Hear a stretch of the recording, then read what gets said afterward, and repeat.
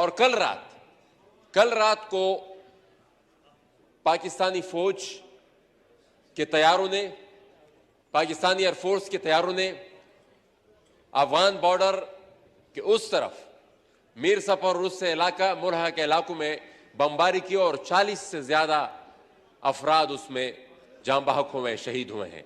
तो मैं उसकी भी मजम्मत करता हूं जनाब स्पीकर। ये बाज चीजें ऐसी हैं जो कि हमारी रेड लाइंस हैं, जिस पर हम किसी सूरत पे कंप्रोमाइज नहीं कर सकते, जिस पर हम किसी सूरत पे खामोश नहीं रह सकते। इस चीज को रोकना होगा।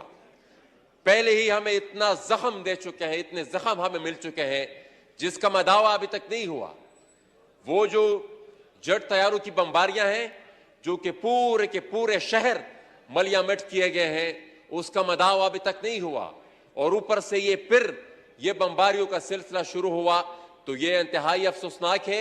इसकी भरपूर तहकीकात भी होनी चाहिए और जिसने भी ये ऑपरेशन प्लान किया है उसके खिलाफ कार्रवाई, जो कि होनी नहीं है, मुझे पता है कि नहीं होनी, लेकिन बहरहाल हमने ये एहतजाज अपना यहां पर रिकॉर्ड पर जरूर लाना है।